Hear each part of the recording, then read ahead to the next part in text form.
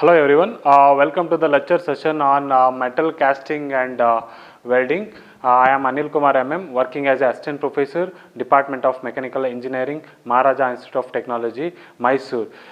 In the previous session, we had discussed the method of solidification process and the solidification variables, and also we had discussed the directional solidification. In this session, we are going to discuss what are the methods are used to achieve the directional solidification. Before going to know about the methods of directional solidification, first we know what do mean by the directional solidification. The directional solidification is nothing but the solidification takes place in a particular direction. Hence, it is called as directional solidification. So, the solidification of the liquid metal, it takes place or it starts from the sprue to the mold cavity and then into the riser. So, we can produce the good quality of the casting. So, the casting parts is free from the voids or free from the defects. So, that process we can call it as the directional solidification. Means the solidification starts from sprues to the mold cavity and then into the riser in a particular direction. That is called as directional solidification. Okay, these are the methods are used to achieve the directional solidification. Those methods are, one is by providing the riser into the casting, so we can achieve the directional solidification, or by providing the insulating material into the riser we can achieve the directional solidification, or by providing the padding to the casting we can achieve the directional solidification, or by the use of the chills we can achieve the progressive and directional solidification, or with the help of the exothermic compound we can achieve the directional solidification, or with the help of an arc, the electric arc into that riser we can achieve the directional solidification. Okay, these are the methods are used to achieve the directional solidification. Now let us discuss one by one. The first method is by providing the riser to the casting. Just we are placing the riser into the casting, we can achieve the directional solidification. What do you mean by riser? Riser is nothing but it is a vertical passage that is provided in that mold which stores the molten metal. When you pour the molten metal, at that time the molten metal it fills the mold cavity and then into the riser. Okay, riser it acts as a reservoir that will store the molten metal while pouring, and it supplies the same molten metal during solidification, because during solidification the material gets shortage, the material gets shrink, so they need the extra material. At that time it receives the molten metal from the riser and to compensate the shrinkage defect. So, by providing the riser we can achieve the directional solidification. So, riser it stores the molten metal and it sends the same molten metal during the solidification process in order to compensate or to avoid the shrinkage defects. Okay. So, in that riser the molten metal is more hotter. Okay, so this riser will provide the or maintain the temperature gradient, so the favorable temperature gradient, so that will promote the directional solidification. That is the first method for achieving the directional solidification, that is by providing the riser to the casting. Okay, the riser will store some molten metal and to compensate the shrinkage defect. Next is by providing the insulating material to the riser. Okay, the necessary material that will be placed, the sides of the riser. The sides of the riser, this is the riser and this is the solidified casting part. Initially just we are placed the riser and the sides of the riser wall is provided with the suitable insulating material. Okay, this insulating material it keeps the riser is more hotter. Okay, so this insulating material it keeps the molten metal more hotter in that riser compared to the freezing material. So this will avoid the this will promote the directional solidification. Okay, just with the help of the insulating material it keeps the molten metal more hotter in the riser, so that will supply the molten metal during the solidification process, and this will promote the progressive and then the directional solidification with the help of the insulating material. So this will provide the lower solidification rate. Okay. So that is the second method for achieving the directional solidification, is by providing the insulating material. Next is by providing the chills. Chills are nothing but these are the metallic inserts.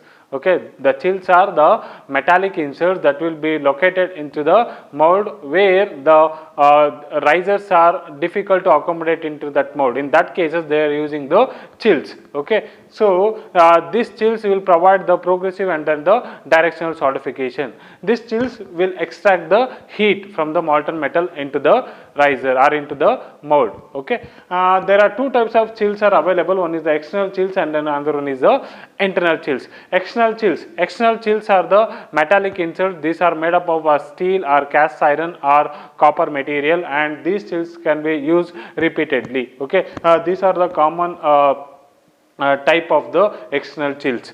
Okay, this will be located where the risers are difficult to locate. In that situations, these chills will be accommodated. Okay, next is the internal chills. Internal chills, it will be located into the mold where the external chills are difficult to locate. Okay, where we can't locate the external chills. In that situation, the internal chills will be used. Okay, the internal chills, it is these are very difficult to accommodate compared to the external chills, and these internal chills will be fused, and it will be the part of the casting. So these internal chills are made up of same as the casting material. Okay, and then these internal chills will be alter the mechanical properties of the material, because this is made up of same as the casting material. Okay, because this will be fumes with the molten metal, so these internal chills will be alter the properties of the casting process. Okay, so another method for achieving the directional solidification is by providing the chills. Okay, chills are the metallic inserts that will be located into the mold. Okay, where the risers are difficult to locate. In that situations, the chills will be provided. These chills will be promote the progressive and then the directional solidification into the molten metal. Okay, and next method is by padding. By padding, nothing but the extra material will be provided into the casting to achieve the directional solidification. After the material gets solidified, that extra material will be cut. Okay, that is one of the method of achieving the directional solidification by providing the padding. Okay, padding nothing but the small taper will be provided into the casting part. Okay, so to achieve the directional solidification, that extra material we can call it as the padding. Okay, with the help of this padding we can achieve the, or we can provide the directional solidification. And next is the exothermic compound. The exothermic compound will be employed into the riser. So the exothermic compounds are the carbonaceous materials like such as the rice husk or oat hull or rice hull or the charcoal or graphite powder. These are commonly used exothermic compound. This exothermic compound will provide the necessary heat into the riser. Okay, that will keeps the molten metal hotter with the help of the exothermic reaction. This exothermic compound will be react and it produces the heat that will generate the heat. That heat will keeps the molten metal is more hotter in the riser. So the the defects will be takes place at the laster part of the solidifying part, that is in the riser. Okay, so the defects will be takes place in the riser. Okay, so due to that exothermic reaction, the molten metal is more hotter in that riser, so that will keeps the directional solidification. And next method is using the arc over the riser. So necessary electric connection, it will be provided between the riser and then the electrode. So the electric arc will be initiated when the molten metal starts solidifying. At that time, the electric arc will be initiated into the riser. So with the help of electric arc, so the heat will be generated. That heat will keeps the molten metal more hotter in the riser, so that will promote the directional solidification. Okay, these are the methods are used for achieving the directional solidification. Directional solidification is nothing but the solidification takes place in a particular direction, means it starts from the sprue and then into the mold cavity and then into the riser, so we can produce the good quality of the casting. So the casting part is free from the defect. First method, just by providing the riser which stores some molten metal, it sends the same molten metal into the mold cavity, so we can avoid the shrinkage. That will promote the directional solidification. And next method, insulating material. So the sides of the mold wall riser is provided with the insulating material. This insulating material will keeps the molten metal in that riser is more hotter, and that will promote the directional solidification. And next method is chills. By providing the chills, these chills are the metallic inserts that will be provided into the mold where the risers are difficult to accommodate. In that situation, the chills will be provided, and this chills will be extract the heat, and that will promote the progressive and then the directional solidification. There are two types of chills are available. One is the external chills and the one is the internal chills. These are the external chills. Okay, these are the metallic inserts. These chills are made up of cast iron or steel or copper material. Okay, and these chills can be repeatedly used.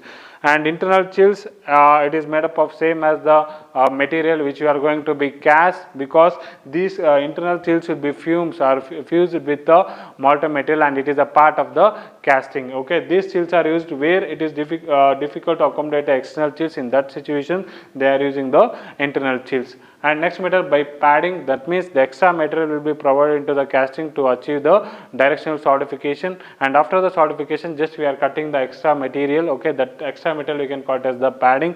This padding will be provide the directional solidification. And exothermic compounds, some of the exothermic compounds will be used to achieve the directional solidification. Those exothermic compounds are, one is the graphite powder or charcoal or rice hull or oat hull are commonly used, and this exothermic compound is react and it releases the heat, and that heat will keep the molten metal more hotter in the riser, so we can achieve the directional solidification. And next, by using the arc, the electric arc, the necessary electric connection will be provided between the riser and then the electrode. So initially just you have to initiate the electric arc into the riser. So when electric arc is generated, so that it generates the heat, that heat will keeps the molten metal more hotter in that riser, so that will promote the directional solidification. Okay, these are the methods they are using for achieving the directional solidification. Next we will move on to the topic, that is casting defects. All of you know the casting. During casting process, the lot of variables will be involved. Okay, if you loss of control of any of the variables, so it causes the defects in the casting process. Some of the common defects in the castings are, one is the metallic projections, blowholes and pinholes, shrinkage defect, misrun, cold shunt, hot tears, mould shift, sandburn, inclusions. Okay, these are the defects will be occur during the casting process. If you control, if any one of the variables like pouring temperature or mould shift or the freezing temperature, okay, if you control any one of the variables during the casting process, these are the defects will be takes place. Okay, now let us discuss one by one. The first defect is the metallic projections. The extra projections will be formed in the casting process, that is called as metallic projection. Sometimes the fins will be formed, and another is the swelling will be takes place on the casting part. Fins means nothing but there is a small projections, the extra projections will be formed in the casting process. Okay, so this extra projections is formed in the parting line of the casting, that is called as the fin. Okay, and the swelling means there is a bulge, the slight bulge will be formed on the vertical face. There is a slight bulge will be formed on the vertical face of the casting, again called as the swelling, and the extra projections will be formed on the between the mold boxes. Okay, or in the gap between the mold boxes, in that place the extra projection will be called, that is called as the fin. So what are the causes of these defects is, one is the uneven surface. Due to uneven surface between the mold boxes, the fins will be formed. Okay, and there will be a thin gap is created between the mold boxes. At that time the molten will be flow in that gap, at that time the fins will be formed. Okay, these are the causes for the metallic projections. The remedies for this projections means it is a minor defect, so that can be eliminated by the grinding process. Okay, that is the first defects of the casting process. Next is the blowholes and pinholes. The small diameter and the large diameter of the holes will be formed during the solidification. That will be formed on the casting during the solidification process. That is called as blowholes and pinholes. The small diameter holes you can call it as the pinholes, and the larger diameter of the holes you can call it as the blowholes. Okay, so these pinholes and the blowholes will be formed due to entrapment of the gases in the molten metal. So these will be formed. Okay, and the main causes for the blowholes and pinholes are, one is the excess moisture will be present on the sand. Okay, the moisture content, if the moisture content is more in the sand, these blowholes and pinholes will be formed in the casting part. Next, there is a improper venting will be provided in the sand mold. Okay, so that is one of the reason for causing the blowholes and then the pinholes. And next, there is a poor permeability of the mold. Okay, there is a poor permeability of the mold. Okay, these are the causes for forming the blowholes and pinholes. For remedies for this process is, just we have to maintain the proper moisture content okay, in the sand mold, and then the proper venting will be provided into the mold, okay. So we can eliminate the entrapment of the gases. So if you provide the proper venting, the gases, the entrapment of the gases will be easily escape into the atmosphere. So the proper venting will be provided. That is the remedies for the formation of the blowholes and pinholes, and then the removal of the dissolved gases into the molten metal, okay. These are the remedies for the avoid the formation of the blowholes and then the pinholes. And next defect is shrinkage defect. All of you know the shrinkage means there is a reduction in the volume of the material during the solidification process. Okay, that means there is a void or depression will be formed on the casting part during the solidification process. That depression or the voids we can call it as the shrinkage defect. So the causes for the shrinkage defect is the improper placing of the riser. Okay, we are not placing the riser in the proper position. In that cases, the shrinkage defects will be formed. Okay, and then the undersized riser will be placed. Okay.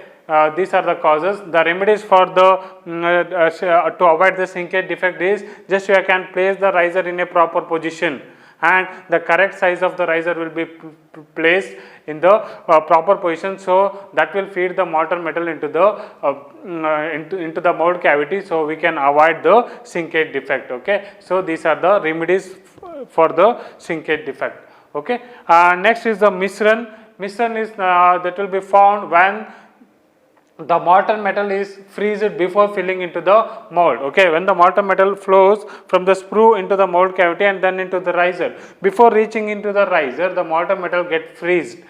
Okay, it will be cold. Okay, so that defect you can call it as the Mishran. It is unable to fill the mold cavity completely. Okay, before filling into that mold cavity, the molten metal get freezed or it will be cold. So at that time, it will be form a defect. That defect you can call it as the Mishran. So the causes for the Mishran is there is a improper gating system.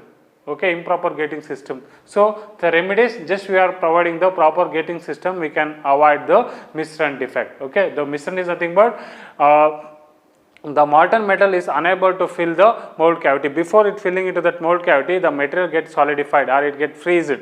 So at that time the Mishran defect will be formed. So we can avoid the formation of the Mishran is just we are placing the gating system in the proper place. Okay, just providing the gates, so we can avoid the Mishran defect. And next is the cold shed.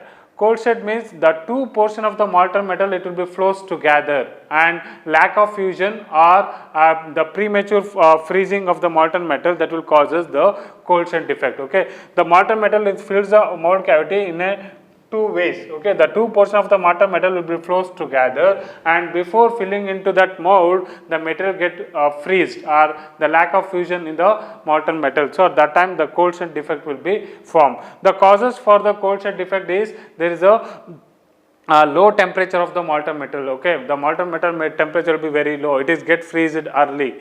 So at that time the cold shed defect will be formed. Okay, and then improper gating system. Okay, improper gating system that will help that will causes the cold shed defect. So we can avoid our remedies for the cold shed defect is just we are maintain the proper melting temperature. The proper temperature will be maintained in the molten metal while pouring. Okay, another one, the proper gating system will be provided in the mold, so we can avoid the cold shed defect. Okay, so cold shed means the two portion of the molten metal that will be flows together. So the lack of fusion or the premature freezing of the molten metal that will forms the defects. That defects we can call it as the cold shed. So we can avoid the formation of the cold shed defect means the proper gating system will be provided, and then we can maintain the proper temperature. So the molten temperature will be maintained. Okay, while pouring the molten metal. Okay, and next is the hot tears. The hot tears nothing but the internal or external cracks will be formed on the casting during the solidification process. That is called as hot tears. Okay, these are the cracks. The cracks will be formed on the solidified part or in the casting process. That is called as hot tears. Okay, the main causes for the formation of the cracks is one is the due to obstruction. It is offered by the ramming sand at the core or at the mold portion. Okay. Okay, so the hot tears will be formed, and there is a sudden changes or sudden cross section will be provided in that mold. Okay, and also there is a sudden joints will be provided. Okay, there is a sudden joints will be provided. In that cases, the cracks will be formed on the solidified part, or cracks will be formed on the casting. Okay, that defects you can call it as the hot tears. Okay, so we can avoid that to eliminate the sudden joints, or can eliminate the sudden cross sections, and to avoid the various changes in the mold. Okay, so we can avoid the hot tears or crack formation in the solidified part or in the casting process. Okay, hot tears are nothing but there is a crack will be formed on the casting. Okay, the internal or external cracks will be formed on the casting process, that is called as hot tears. Okay, so this hot tears, the causes for the hot tears is there is a obstructions will be provided by the in the ramming sand at the core position or at the mold, and that will found near to the changes in the cross sections, and then there is a sudden joints. Okay, and that can be avoided by the avoid the sudden joints. So that is a remedies for the to avoid the hot tears, and then the increased collapsibility. Okay, so we can avoid the formation of the hot tears. And next is the mold shift. Mold shift, there is a improper placing of the mold boxes. Okay, so mold shift it occurs, there is a shifting of the mold boxes, scope and daggers will be shift while aligning while placing. Okay, that time the mold shift problem will be occur. Okay, that is one of the defects of the casting. Okay, so the main causes for mold shift is there is a improper alignment. Okay, we are not placed the scope and the drag boxes. Okay, just we are missing the alignment. At that time the mold shift problem will be occur, and it causes the crushing of the core and then the displacing it. So that is the causes for the mold shift. So the remedies, just we are placing the proper alignment will be provided on the scope and the drag boxes, so we can avoid the mold shift problem. And next is there is a sand burn. The sand burn means it is very rough surface will be formed on the casting process. Okay, due to burnout of the sand. Okay, the rough surface will be formed on the casting process due to burning of the sand, that is called as the sand burn. So the causes for the sand burn is there is a high temperature of the molten metal. Okay, so high temperature of the molten metal is burn the sand. At that time the sand burnout will be takes place. And another one is due to poor refractoriness of the sand. So refractoriness will be very less.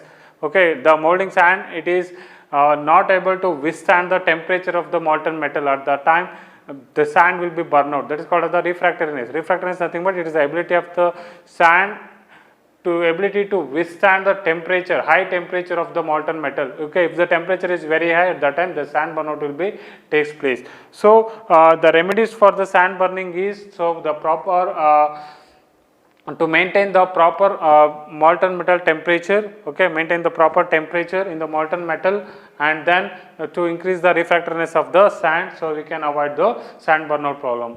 Next, inclusions. The inclusions is nothing but the presence of the unwanted material like sand particles or oxides and unwanted materials, and then the slag and entrapment of the gases. Okay, that will forms the inclusion problem. Okay, so the causes for inclusion means there is a mold erosion. Due to high temperature, the mold erosion will be taking place. So at that time the sand particles will be mixed up with the molten metal, and it forms the inclusion. Improper molten metal temperature. Okay, that is the causes. These are the defects will be formed in the casting process. Okay, if you loss of control any one of the variable, these defects will be formed in the casting. One is the metallic projections. It is nothing but extra projections, are some swelling will be takes place on the metal, and blowholes and pinholes. Due to entrapment of the gases, the small or larger diameter of the holes will be formed in the casting, that is the blowholes and pinholes. And shrinkage defect, there is a void or depression will be formed on the solidified part, that is called as the shrinkage defect. So you can avoid the shrinkage defect by proper placing of the riser, and then correct size of the riser will be placed, and then mishran, the molten metal get freezed before filling the mold cavity. So that is a mishran problem. Cold shrink, the two portions of the molten metal that will flows together, and there is a lack of fusion or premature freezing of the molten metal, the cold shrink problem will be occur. So we can maintain the proper temperature to avoid the cold shift problem. And hot tears, the internal or external cracks will be formed on the molten metal. Okay, so because of the sudden changes, sudden cross sections or sudden joints, and can create the obstructions. At that time, the hot tears will be formed. Inclusions means the unwanted materials is combined with the molten metal like slag or oxides. At that time, the inclusions will be formed. And mold shift, we are not placing the proper alignment. The cope and drag boxes will be shifted while placing it. Okay, at that time the mold shift problem will be takes place. And then the sand burn due to high temperature of the molten metal and less refractoriness of the molten metal, the sand will be burned out. Okay, these are the common defects will be takes place in the casting process. Next, we will discuss what are the advantages, disadvantages, and application of the casting process. The first advantages of the first we will discuss advantages. The first advantage of the casting process is parts of the most intricate and external shapes can be easily produced, like cylinder blocks, engine blocks that can be easily casted. It can in the casting process, and then the large hollow castings can be easily produced in the casting process, and there is no limits of size and shapes of the casting. Okay, the parts can be casted from few millimeters to the meters and from few grams to the tons. That can be easily casted, and then better dimensional accuracy and good surface finish can be achieved in the casting process. And also the casting process, it exhibits the uniform properties in all the direction from horizontal and vertical. Okay, these are the advantages of the casting process, and this process is also suitable for mass production. Okay, first one, the parts can be casted, intricate and external shapes can be easily produced in the casting process, and then there is no size limit, few millimeters to meters and few grams to tons can be easily casted, and then it is suitable for the mass production process. And then it exhibits the uniform properties in all the directions, like horizontal and vertical, and large hollow castings can be easily produced, and then there is no limits, and better dimensional accuracy and good surface finish can be achieved. Okay, these are the advantages of the casting process. Coming to the disadvantages, the molten metal, high energy required for melting the material. So high temperature and high energy will be involved in the casting process, and it is not economical for small number of parts. Okay, the process is not economical for producing the small number of parts. Okay, and then defects will be takes place during the casting process. Okay, some of the defects will be occur during the casting process. That is the disadvantage of the casting. And time required for producing the casting part is higher than the fabrication process. Okay, for producing making the casting part, it requires more time compared to the fabrication process. Okay, these are the disadvantages, and then it is a labor intensive process. Okay, these are the disadvantages of the casting process. Coming to the applications, this casting process is widely used in automotive or automobile sectors for producing the engine blocks, cylinder linings, and then flywheels, piston, and these are the parts can be manufactured by the casting process. And it is also used in the aerospace industries, like turbine blades and casings can be produced by casting process, and also used in the machine parts or machine parts can be manufactured, the machine beds, cutting tools that can be produced by the casting process, and then pulley, gear, Pelton wheel cups that can be manufactured by the casting process. And also it is used in marine propeller blades can be manufactured by the casting process, and also it is used in agricultural sector and railroad equipments and valves, pipes that also produced by or manufactured by the casting process. And also it is widely used in other applications like water pipes, toys and doors can be manufactured, and also used in making steel utensils. Okay, and other variety of applications that can be the casting process can be used. And also it is used in making camera frames, toys and doors can be manufactured by the casting process. Okay, these are the advantages, disadvantages and applications of the casting process. Okay, thank you.